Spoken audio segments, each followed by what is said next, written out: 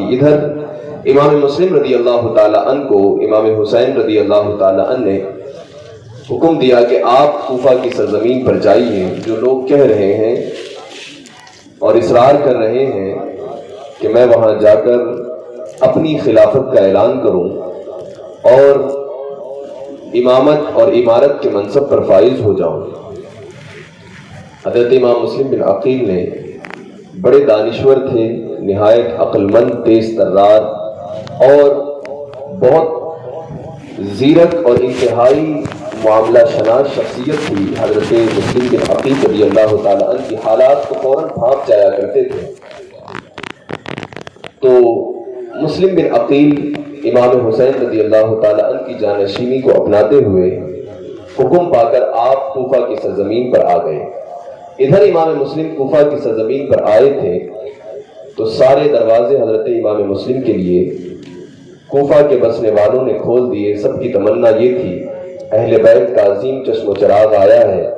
وہ ہمارے گھر میں ٹھہرے گا تو خیر و برکت کا نزول ہمارے گھر میں بھی ہوگا۔ امام حسین رضی اللہ تعالیٰ عنہ کے جانشین بن کر ہمارے درمیان حضرت مولا علی کرم اللہ تعالی وجہہ الکریم کے بھتیجے اور امام مسلم جو امام حسین کے بھائی ہیں، چچا زاد، وہ اپنی تمام تر برکتیں ہمارے گھر میں رکھیں گے۔ سب کے دروازے کھلے ہوئے ہیں، لیکن منتخب شدہ دروازہ کے جہاں جا کر حضرت امام مسلم بن عقیل رضی اللہ تعالیٰ عنہ نے قیام فرمایا، وہ مختار بن ابو عبیدہ کا گھر تھا۔ آپ وہاں جا کر اپنے معاملات کو سمجھنے کی ابتدا کر ہی چکے تھے کہ حضرت امام مسلم بن عقیل کے کوفہ آنے کی خبر لوگوں کے درمیان عام ہوتی چلی گئی۔ ہر ایک عام و خاص یہ بات جاننے لگا کہ مسلم بن عقیل کوفہ کی سرزمین پر آ گئے ہیں۔ مختار بن ابو عبیدہ کا گھر یوں معلوم ہوتا تھا، بھیڑ اکٹھی ہوتی جا رہی ہے، افراد بڑھتے چلے جا رہے ہیں، ایک کے بعد دیگرے لوگ ان کے ہاتھ پر بیعت کی۔ ایک ہفتے میں کوفہ کے رہنے والے جنہوں نے خطوط مسلسل بھیج کر امام مسلم کو اور امام حسین کو اس بات پر آمادہ کیا تھا حضور آپ تشریف لائیں، ادھر امام مسلم جانشین بن کر امام حسین کی جب تشریف لائے، ایک ہفتے کے اندر 17,000 لوگوں نے امام مسلم کے ہاتھوں پر امام حسین رضی اللہ تعالی عنہ کی بیعت کی۔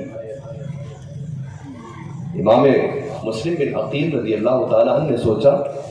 کہ لوگ تو مسلسل وارفتگی کا حال بتا رہے ہیں، جو بھی آتا ہے امام حسین سے انتہائی محبت کا اظہار کرتا ہے، اور سب یہی کہتے ہیں اپنی زبان سے کہ اے مسلم بن عقیل، ہم آپ پر، امام حسین پر اور آپ کی طرف سے آنے والے ہر جانشین اور متعین کیے جانے والے ہر شخص پر اپنی جانوں کا نذرانہ دینے کے لیے ہمہ وقت تیار ہیں۔ ہر کوئی آ رہا ہے، اپنی محبت کا اظہار کر رہا ہے۔ امام مسلم بن عقیل رضی اللہ تعالیٰ نے سوچا، حالات کا جائزہ لینے کے بعد یہ تو بڑا اچھا ماحول ہے، ہر سمت لوگ امام حسین سے محبت کا اظہار کر رہے ہیں، سارے لوگ یہی چاہتے ہیں کہ امام مسلم یہاں آئے تو ہم ان کے ہاتھوں پر ہاتھ رکھ کر کے ان کی بیعت کر لیں گے، ان کو اپنا خلیفہ مان لیں گے۔ جب حالات مسلسل ایسے ہی دیکھے تو ایک جوابی خط امام مسلم بن عقیل نے سید الشہداء امام حسین امام عالی مقام کی بارگاہ میں بھیجا، جس کا مضمون یہ تھا۔ امام مسلم بن عقیل نے لکھا کہ حضور، جس مقصد کے لیے آپ نے مجھے مقدمۃ الجیش کی حیثیت سے بھیجا تھا، میں یہاں آیا، اتنے دنوں میں مجھ سے اتنے لوگوں نے آپ کے نام کی بیعت کی ہے اور حالات آئندہ بھی اچھے ہی معلوم پڑتے ہیں، لہٰذا میں یہ چاہتا ہوں آپ بغیر کسی تردد و تأمل کے یہاں پر تشریف لے آئیں۔ حالات اچھے ہیں، اگر یہاں آ جاتے ہیں تو آپ کی خلافت کا اعلان ہوگا، امت مسلمہ کے بھٹکے ہوئے حالات پھر سے صحیح اور طریقہ جادہ پر آ جائیں گے، آپ یہاں پر تشریف لائیں۔ یہ خط لکھ کر امام حسین کی بارگاہ میں مسلم بن عقیل رضی اللہ تعالیٰ نے خط روانہ کر دیا۔ خبر ان تک پہنچی کہ اس طریقے سے امام حسین نے اپنے چچا زاد بھائی کو اپنا جانشین بنا کے کوفہ میں بھیجا ہے، لوگ مسلسل آ کر ان کی بیعت کر رہے ہیں اور یزید کی خلاف ورزی میں ٹیم جمع ہو رہی ہے، جماعت اکٹھی ہوتی جا رہی ہے۔ تو آپ نے لوگوں کے درمیان خطبہ دیا اور اعلان کیا کہ اے لوگوں، تم جانتے ہو کہ یزید اس وقت کا امیر المومنین ہے، اگر تم نے اس کے خلاف کوئی ہنگامہ آرائی کی تو اس کا انجام اور نتیجہ اچھا نہیں ہوگا۔ نعمان بن بشیر رضی اللہ تعالیٰ عنہ یہ لوگوں کو سمجھا رہے تھے، اتنے میں ایک بدبخت شخص اٹھ کر کے نعمان بن بشیر سے کہتا ہے کہ آپ تو بڑے ٹھنڈے آدمی معلوم پڑتے ہیں، کیا بھلا وقت کے بادشاہ کے خلاف کسی دوسرے کی بیعت لینے والے سے ایسا معاملہ اپنایا جاتا ہے؟ آپ سخت نہیں بلکہ ٹھنڈے ہوتے چلے جا رہے ہیں۔ آپ کو چاہیے کہ آپ امام مسلم بن عقیل کے ہاتھوں پر جو لوگ بیعت کر رہے ہیں ان کے پکڑ کر کے گرفتار کریں، ان کے ساتھ سختی کا معاملہ اپنائیں، شدت سے کام لیں۔ نعمان بن بشیر رضی اللہ تعالیٰ عنہ نے بڑا خوبصورت سا جواب دیا، تھے بھی صحابی رسول۔ انہوں نے کہا کہ اگر اہل بیت کی محبت اور تعظیم رکھتے ہوئے مجھے کوئی بزدل کہے تو مجھے یہ منظور ہے، اس سے کہ اگر میں اہل بیت پر ظلم کروں اور مجھے دنیا طاقتور اور جابر کہے یہ مجھے پسند نہیں ہے۔ اگر اہل بیت کی محبت کر کے مجھے دنیا بزدل اور کمزور کہتی ہے تو مجھے کوئی پرواہ نہیں ہے۔ لیکن وہاں پر جو لوگ تھے جو یزید کے ہواخواہ تھے، وہ چاہتے تھے کہ حالات ایسے نہ ہو، انہوں نے فوراً یزید کی طرف خط کو روانہ کر دیا اور ان خطوط میں لکھا کہ جناب کوفہ کے حالات بدلتے جا رہے ہیں، ہوائیں آپ کی مخالف ہوتی جا رہی ہیں، یہاں کے لوگوں کا مزاج آپ کے متعلق خلاف میں آ گیا ہے، آپ کوئی نہ کوئی فوراً انتظام کرے۔ یہاں کا جو گورنر نعمان بن بشیر ہے وہ آپ کے ساتھ نہیں ہے، اس نے آپ کے معاملات کے خلاف ہونے والی ان سرگرمیوں کو روکنے کا کام نہیں کیا، وہ تو بڑا سست آدمی معلوم پڑتا ہے، آپ کوئی سخت قدم دینے والا سخت گیر انسان یہاں بھیجیں۔ کوفہ کی سرزمین پر رہنے والے نام نہاد اہل بیت کے محب کہنے والے انہوں نے یزید کی طرف خط روانہ کیے تو یزید نے خط کو پڑھ کر بڑے غصے کا اظہار کیا، فوراً ایک مشورے کے لیے میٹنگ کو طلب کیا، لوگوں سے کہا بتاؤ کوفہ کے حالات ایسے ایسے ہو گئے ہیں، اس معاملے میں ہمیں کیا کرنا چاہیے؟ یزید کے ہواخواہ اس کے ارد گرد رہنے والے ظاہر ہے ہر برے کے چند چیلے چپاٹے بن ہی جاتے ہیں، آج جب یہ حال ہے اس وقت تو جو بادشاہ رہا ہوگا جس نے تخت کو سنبھالا ہوگا نہ جانے کتنے لوگ اس کی ہواخواہی میں آ گئے ہوں گے، لیکن عزیزان ملت حق کا ساتھ دینا واقعی بڑا تکلیف دہ ہوتا ہے، حق والوں کے ساتھ جڑے رہنا یقیناً بڑی تکلیف کی بات ہوتی ہے۔ عزیزان ملت یزید کے پاس خطوط آئے، مشورے کے لیے لوگوں کو جمع کیا، ادھر لوگ اکٹھا ہو کر یزید سے کہہ رہے ہیں واقعی یہ معاملہ بڑا پرپیش ہے، یہ یقیناً پیچیدہ ہے، اس کے خلاف کوئی سخت قدم اٹھانا چاہیے۔ تو ایک شخص نے مشورہ دیتے ہوئے کہا یزید بصرہ کی سرزمین پر جس کو تم نے گورنر بنایا ہے، اس وقت جو بصرہ کی زمین کو سنبھال رہا ہے ابن زیاد، معلوم پڑا ہے کہ بڑا سخت آدمی ہے، بڑا شدت پسند ہے اور تمہارا بڑا وفادار ٹھہرتا ہے، لہٰذا تم ایک کام کرو اسے بصرہ بھی دے دو اور ساتھ ہی ساتھ کوفہ کی گورنری بھی اس کے حوالے کر دو۔ یہاں یزید کو مشورہ بڑا پسند آیا، اس نے سوچا اگر واقعی ایسی بات ہے تو ابن زیاد کے نام میری طرف سے بحیثیت خلیفہ کے تم ایک خط روانہ کرو اور اس کے اندر لکھو کہ اے ابن زیاد فوراً جیسے ہی تمہارے پاس یہ خط پہنچے تم بصرہ چھوڑ کر کوفہ پہنچ جاؤ، وہاں پر ایک مسلم بن عقیل آئے ہوئے ہیں، ان کے حالات کو سنبھالو، جو لوگ بیعت کر رہے ہیں انہیں ڈراؤ اور حکومت یزید کے خلاف جانے سے روکنا شروع کرو۔ ابن زیاد کے پاس یزید کا خط پہنچا، خط کا مضمون اس نے پڑھا، لکھا ہوا تھا کہ جو کوئی بھی مسلم بن عقیل کے ہاتھوں پر امام حسین کی بیعت کر رہا ہے اسے روکنا چاہیے۔ یہ پڑھ کر کے اس نے فوراً اپنے بھائی کو بصرہ حوالے کر دیا کہ اب میں جا رہا ہوں، یزید کا پیغام میرے پاس آیا ہے، اب بصرہ کی زمین تمہارے حوالے ہے، یہاں کے معاملات کو جب تک میں نہ آ جاؤں سنبھالتے رہنا۔ ابن زیاد فوراً خط ملتے ہی کوفہ کی سرزمین پر گھوڑے پر سوار ہوئے روانہ ہو گیا، لیکن جیسے جیسے کوفہ قریب آیا اس نے حجاز مقدس کے راستے سے داخل ہونا شروع کیا اور حجازی لباس پہنا۔ حجازی لباس اس وجہ سے کہ یہ مکہ کی سرزمین سے اگر کوئی آ رہا ہوگا تو اس لباس میں آتا ہے، اور ادھر پورا کوفہ انتظار میں تھا کہ مکہ سے شاید آج کل میں امام حسین تشریف لانے والے ہوں گے، آج آ جائیں گے، کل آ جائیں گے، پرسوں آ جائیں گے۔ سارے اہل کوفہ کی نگاہیں بچھی ہوئی تھی کہ امام حسین شاید اب آنے والے ہوں گے، سب منتظر تھے شاید امام حسین آنے والے ہوں گے، اور ادھر ابن زیاد حالات کو بھانپنے والا، کئی سال سے بصرہ کی زمین کو بغیر کسی کی دوسرے کے عمل دخل کے سنبھالنے والا، اس نے سوچا کہ اگر ایسے ہی کھلے منہ بصرہ لباس میں جاؤں گا تو شاید میرے آگے لوگ اکٹھا ہو جائیں گے، اندر داخل ہونے نہیں دیں گے، کیونکہ اس وقت امام حسین کی ہوا کوفہ میں پھیل چکی ہے، چار جانب ان کے چاہنے والے پھیلے ہوئے ہیں، کوئی تکلیف ہو سکتی ہے۔ امام حسین رضی اللہ تعالی عنہ جس طریقے سے مکہ میں ہے، چلو حجازی لباس اپنایا جائے تاکہ لوگ بہک جائیں، یہ سوچیں کہ شاید امام حسین آئے ہوں گے۔ اب ابن زیاد نے حجازی لباس پہنا اور حجاز مقدس کے راستے سے کوفہ کی سرزمین پر داخل ہونا شروع ہوا۔ ادھر سرزمین کوفہ میں راتوں رات ابن زیاد اندر داخل ہوتا ہے،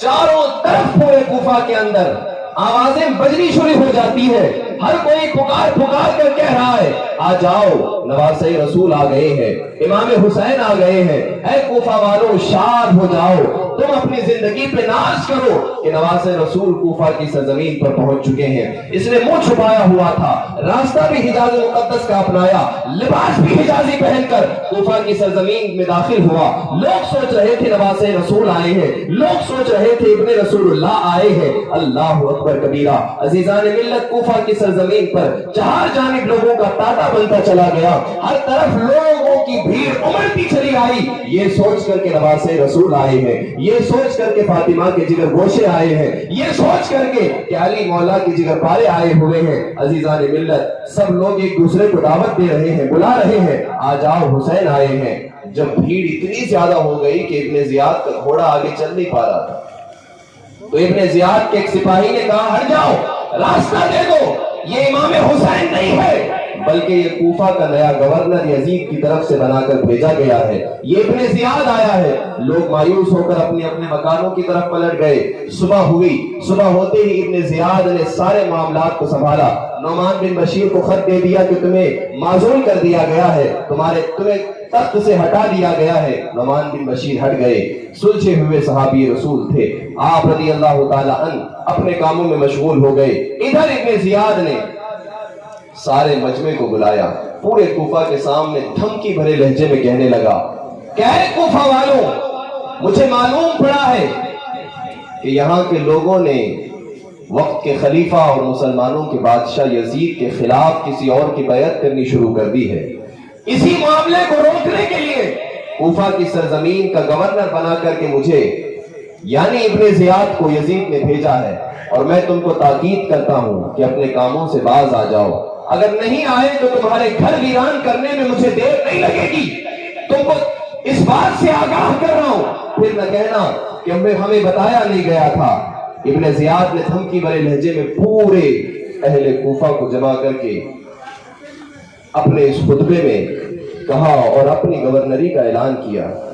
لوگ منتشر ہو گئے، سب کے ذہنوں میں یہ تھا کہ نیا گورنر آیا ہوا ہے، اب نہ جانے آئندہ کے حالات کیا بنیں گے۔ ادھر ابن زیاد نے فوراً دوسرا کام یہ کیا کہ سارے شہر کے بڑے بڑے قبیلوں کے جتنے لوگ تھے سب کو بلایا، اور سارے قبائل کے اثر و رسوخ رکھنے والے لوگوں کو بلا کر کہا کہ تم لوگ اپنے اپنے قبیلے میں بڑے مانے جاتے ہو، تم لوگ اپنے اپنے قبیلے کے مقتدر لوگ مانے جاتے ہو، لوگ تمہاری عزت کرتے ہیں۔ یاد رکھو میں ابن زیاد کوفہ کا نیا گورنر یزید کی طرف سے متعین کیا گیا ہوں، میں تم سے کہتا ہوں کہ اپنے اپنے قبیلے والوں کو سمجھاؤ، اور جب تک تمہارا معاملہ سلجھایا نہیں جائے گا تب تک میں تم لوگوں کو رہا نہیں کروں گا۔ ابن زیاد نے سارے قبائل کے بڑے اثر و رسوخ رکھنے والے لوگوں کو قید کرا دیا۔ ابن زیاد نے دوسرا کام جب سارے قبائل کے بڑے مقتدر لوگوں کو اندر کر دیا، ادھر امام مسلم کا بھی پتہ نہیں تھا کہ وہ کہاں رکے ہوئے ہیں، فوراً امام مسلم بن عقیل نے مختار بن ابو عبیدہ کے گھر میں جو سب لوگ جان چکے تھے کہ امام مسلم یہاں ہے، آپ نے وہ جگہ تبدیل فرما دی اور جناب ہانی کے گھر میں آ کر حضرت مسلم بن عقیل رضی اللہ تعالی عنہ رہنے لگے۔ کئی دن گزر گئے، ابن زیاد کی طرف سے سپاہی گشت کر رہے ہیں، مسلم بن عقیل کا پتہ لگانے کے لیے گلی گلی نگر نگر گھوما جا رہا ہے، سپاہی تاک میں لگے ہوئے ہیں کہیں سے پتہ چل جائے، لیکن بڑی تلاش و جستجو اور محنت کے بعد بھی امام مسلم بن عقیل جہاں رہتے تھے اس کا پتہ نہ لگ سکا۔ آخر کار امام مسلم بن عقیل کا پتہ لگانے کے لیے ابن زیاد نے ایک غیر معلوم شخص کو جو یہاں کا رہنے والا نہیں تھا، ملک شام کا رہنے والا غلام تھا، اسے بلا کر کے کہا یہ لے 3000 درہم، اس کو رکھنا، اور میں تمہیں ایک کام اور ذمہ داری دیتا ہوں، تمہارا کام یہ ہے کہ جیسے تیسے چاہے کوفہ کی گلی کو الٹ پلٹ کرنا پڑے تو کر دو، لیکن بہر صورت تمہیں امام مسلم بن عقیل کا پتہ لگا کے واپس آنا ہے۔ وہ 3000 درہم لے کر دولت کی لالچ میں یہ بھی نہ دیکھا کہ کام کس کے خاطر سونپا گیا ہے، یہ بھی نہ سوچا کہ مسلم بن عقیل کا پتہ لگنے پر یہ ان کے ساتھ کیا کرے گا۔ صرف دولت کی ہوس نے اور حکومت کے اندر بیٹھے ہوئے دین کے غداروں کے اثر نے اس کو اتنا زیادہ مرعوب کر دیا۔ یہ نادان غلام امام مسلم بن عقیل کا پتہ لگانے میں انتھک محنتیں کرنے لگا۔ 3000 درہم اپنی جھولی میں ڈال لیے اور فوراً جامع مسجد کوفہ کی گیا۔ وہاں پر کافی دیر تک بیٹھا رہا، لوگ آ رہے ہیں، سب کے چہروں کو یہ شخص جس کا کام یہ تھا کہ امام مسلم بن عقیل کا پتہ لگانا ہے، چہروں کو پڑھ رہا ہے کہ دیکھیں کون ہے ایسا شخص جو مجھے پتہ بتا سکتا ہے۔ کافی دیر گزر گئی، اس نے دیکھا کہ جامع مسجد کے ایک کنارے پر ایک بڑا خوبرو نوجوان، ایک خوبصورت عظیم الجثہ، قد و قامت میں بڑا اچھا، کنارے پر کافی دیر سے نمازیں پہ نمازیں پڑھا جا رہا ہے، نمازوں پہ نمازیں ادا کر رہا ہے۔ جب کافی دیر کے بعد ان کو فرصت میں دیکھا تو اس غلام نے سوچا کہ چلو اس سے پوچھتے ہیں، یہ شاید محبت اہل بیت سے اپنے آپ کو سرشار رکھتا ہوگا۔ قریب آ کر کے وہ غلام اس نوجوان کے قریب بیٹھا جن کا نام مسلم بن اوسجہ تھا۔ حضرت مسلم بن اوسجہ کے قریب آ کر وہ غلام بیٹھا جو ابن زیاد کا بھیجا ہوا تھا۔ اس نے بیٹھ کر کے گرگٹ جیسی چال اپنائی اور رنگ بدلتے ہوئے کہا، منافقانہ طرز کو اپناتے ہوئے کہا، جناب یہ بتائیے، سنا ہے کہ کوفہ شہر میں اہل بیت کے خاندان کا بڑا معزز اور مقتدر شخص آیا ہوا ہے، ایک عظیم شخصیت امام حسین کا جانشین بن کر کے یہاں پر آئی ہوئی ہے۔ کہا جناب میں یہاں کا نہیں رہنے والا ہوں، میں شام کا رہنے والا ہوں، سیریا کا باشندہ ہوں، یہاں پر آیا تھا کچھ کام سے، میرے پاس پیسے بھی ہیں، دیکھیے میری جھولی میں 3000 درہم ہے، میرا ارادہ نیک ہے، میں چاہتا ہوں کہ بس یہ 3000 درہم اہل بیت کی خدمت میں لگا دوں، مجھے آپ ان کا پتہ بتا دیجئے، میں چاہوں گا ان کی خدمت کر کے واپس آ جاؤں گا۔ مسلم بن اوسجہ رضی اللہ تعالی عنہ انہوں نے سوچا شاید کہ واقعی یہ اہل بیت کا چاہنے والا ہوگا، تو آپ نے پہلے تو سوال کیا کہ یہ بتاؤ مسجد کے اندر اتنے لوگ نمازیں پڑھ رہے ہیں، مسجد کے اندر مسلسل کافی دیر سے تم بیٹھے ہوئے ہو، لوگ آتے گئے واپس بھی گئے، کسی سے تم نے سوال نہیں کیا، مجھ سے سوال کر رہے ہو، آخر وجہ کیا ہے؟ اب اس نے پھر بازا پلٹتے ہوئے پھر منافقانہ چال کو اپناتے ہوئے کہا، جناب آپ کے چہرے سے اہل بیت کی محبت کا نور ٹپک رہا ہے، آپ کو دیکھ کر ایسا لگتا ہے کہ آپ واقعی اہل بیت کی محبت میں گرفتار ہیں، آپ سچے محب اہل بیت ہیں، اس وجہ سے میرے دل نے یہ کہا کہ آپ سے یہ سوال کروں۔ مسلم بن اوسجہ، مومن تو ویسے بھولا ہوتا ہے، اللہ کے رسول نے کہا مومن کی علامت یہ ہے کہ وہ بھولا ہے، لیکن ساتھ ہی ساتھ اللہ کے رسول نے فرمایا لا یعذب المؤمن من ثقب واحد مرتين، کہ ایک مومن، ایک بندہ خدا اللہ اور اس کے رسول کا سچا ماننے والا ایک ہی سوراخ سے 2 مرتبہ نہیں ڈسا جاتا، مومن بہرحال بھولا ہوتا ہے۔ حضرت مسلم بن اوسجہ نے اس منافقانہ چال کو چلنے والے غلام کی باتوں میں آ گئے، انہوں نے کہا کہ واقعی تم سچ کہتے ہو، میں اہل بیت سے بڑی محبت کرتا ہوں، میں واقعی اہل بیت کے خاندان سے سچی عقیدت رکھتا ہوں، میرے سینے میں ان کی محبت کا چراغ روشن ہے، تو بتائیے۔ اس غلام نے کہا پھر بتائیے کہ وہ کہاں رہتے ہیں، مجھے لے کر کے چلیے، میں جانا چاہتا ہوں، ان کا دیدار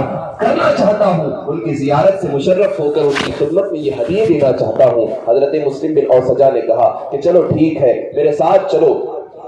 آپ ان کو لے کر حامی کے گھر پر آئے، جہاں پر حضرت مسلم بن عقیل ٹھہرے ہوئے تھے، اس مقام پر اس غلام کو لے کر آئے جو ابن زیاد کا بھیجا ہوا تھا۔ اب وہ آیا، مسلم بن اوسجہ رضی اللہ تعالی عنہ نے اندر داخل ہو کر فرمایا، حضور ایک ملک شام کا باشندہ آپ سے ملنے آیا ہے، یہاں کا نہیں رہنے والا ہے، وہ آپ سے بڑی محبت کرتا ہے، ہدیے پیش کرنا چاہتا ہے۔ مسلم بن عقیل نے فرمایا، ہم اپنے در پر آنے والے کو کبھی مایوس نہیں کرتے، انہیں ملنے دیا جائے۔ وہ غلام اندر آیا، کچھ لوگ بیٹھے ہوئے تھے، اس نے بڑی محبت کے ساتھ دست بستہ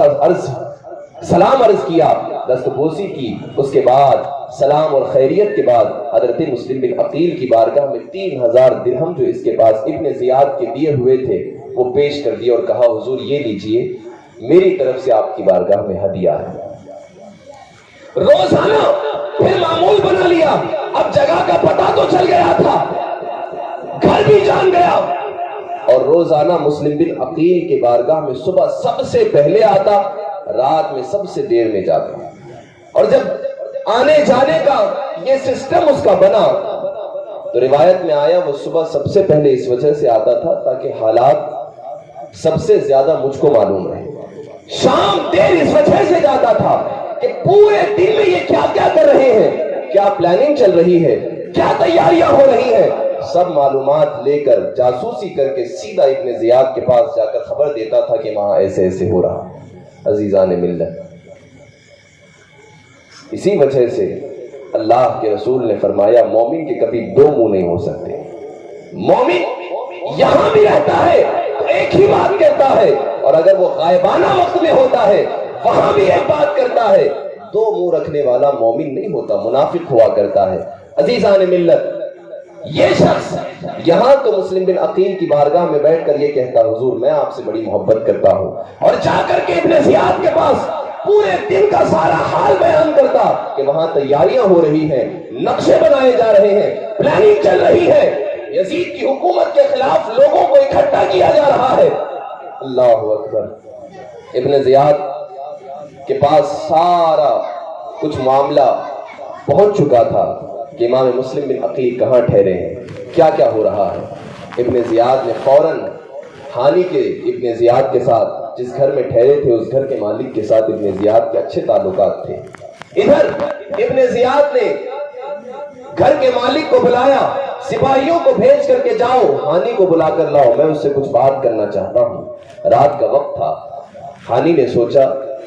کہ ان کو تو کچھ معلوم نہیں ہوگا، پورے شہر میں کسی کو معلوم نہیں ہے کہ مسلم بن عقیل کہاں ٹھہرے ہیں، تو یہ وقت اگر بنا وقت اور بے وقت بھی بلایا گیا ہے تو کوئی مسئلہ رہا ہوگا دنیاوی سطح کا،